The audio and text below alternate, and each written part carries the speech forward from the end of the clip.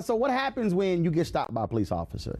What rights do you actually have? The University of Virginia student, when he was stopped by the alcohol officers, they grabbed him and pulled him away and then talked to him. The question I raised, do cops have a right to physically touch you before they actually arrest you? So let's break it down with our attorneys. Of course, Monique, we have Scott, we have Chanelle. So, all right, Monique, so let's deal with this here. So if I get stopped by the cops, do I have to obey every single order that they give? There are two answers. The first one is the one that's going to keep you alive, and that's yes. The second answer is the one that reflects what your rights actually are, and that's no, not if they're giving you an order that is unlawful. But I think like what's unlawful? Okay, so if they are supposed to be just stopping you and they don't have any probable cause to do anything, they don't have a right to search your car, they're just doing a stop. They don't have a right to search your person and dig in your pockets. They don't have probable cause to arrest you. They don't have a reason to detain you. You're supposed to be able to do quite a few things. But Roland, frankly, there are certain people's names right now who have become hashtags because a stop that could have gone one way ended up going tragically wrong. That's why Michael Brown's name is a hashtag and his death is so tragic. That's why Eric Garner's name has become a hashtag, because those were times where there was a stop and then a potential for an arrest and someone ended up dead. And what I'm saying to people who I counsel and always have is,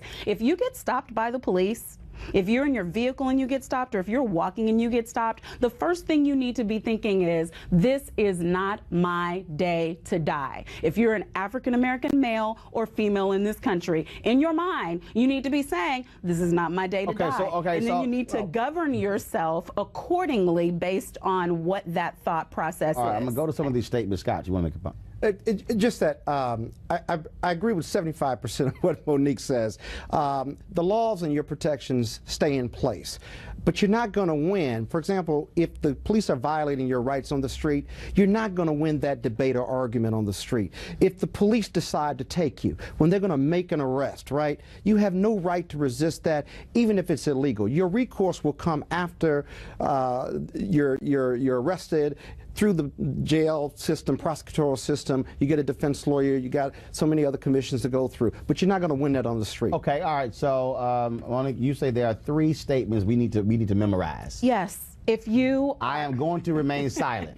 I'm going to remain silent, and say it often. If you're in a position where you're being stopped and you're being questioned and they're saying, and they're going to come up with all kinds of things to say to you. Law enforcement will say things to you. So if you don't have an obligation to speak, then you need to say, I'm going to remain silent. Even if they're saying, okay, talk to us for a little while, and then which is the next statement, I want to see my lawyer. The next thing you need to be saying if you feel like you're about to be arrested is, I want to see, not I want a phone call.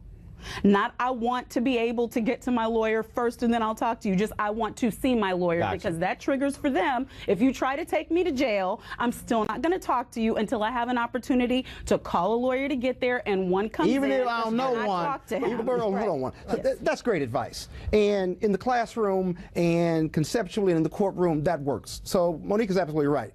But what practically happens on the street, you know, the police don't have to read you your Miranda rights at all. They're not obligated to do that. They should if they want to interview you.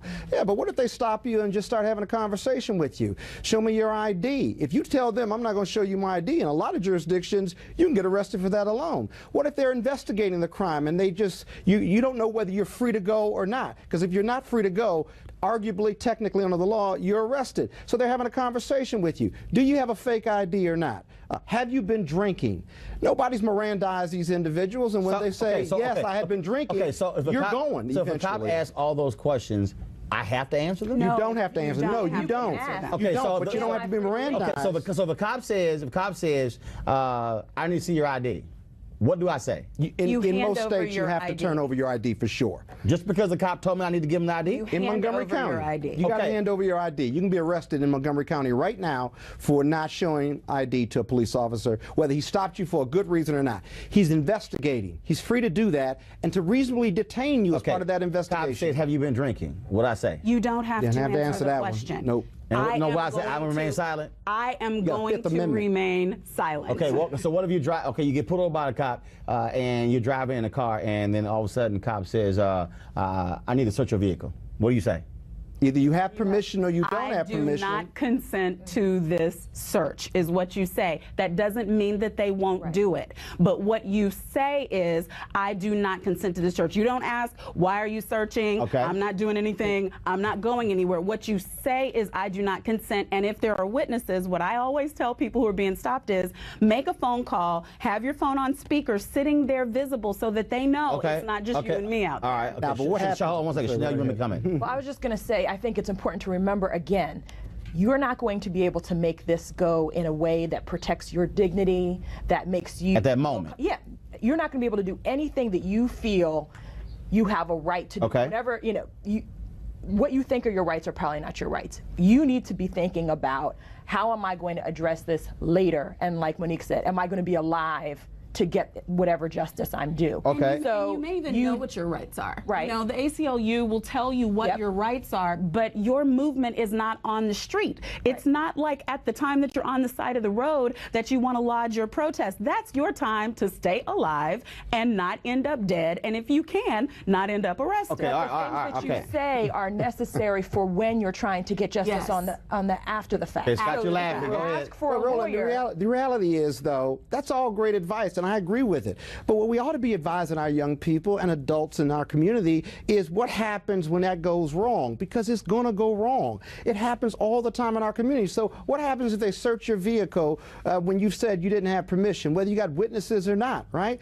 The police will come in and say, we're investigating the crime. It was in the heat of the moment. We had to get to see whether drugs Okay, were. I got to ask y'all this here. So, all right, so the cops come up to the car, and all of a sudden, I do this here. I pull out my phone, and they come up, and I'm recording. You have every right to do that. And then they say, put the camera down.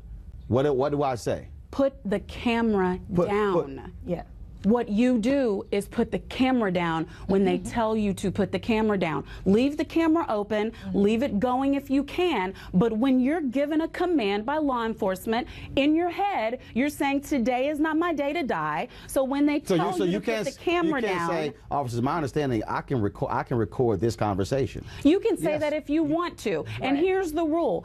A nervous police officer is a dangerous police officer. Okay. So when you understand who you are, African American male, dark road, back of the night, what you do when they say that is put it down. Okay. I just And don't what you think do when they say get I out don't of the believe car that every is get out of the interaction with the car. police is a life or death experience. It is an experience that will change your life, because if you get an arrest record unnecessarily, Right. Obviously that's going to affect your income and your ability to get jobs and stuff. Right, and You nobody should knows when it's a always- life or death you should experience. plan That's for no the one is worst case thinking that. scenario. Plan for the You should worst. plan to protect your right Gotcha. on the back end. So hit that record button. Yeah, you got to sit down, but I ain't turning it off because I don't trust your dash cam.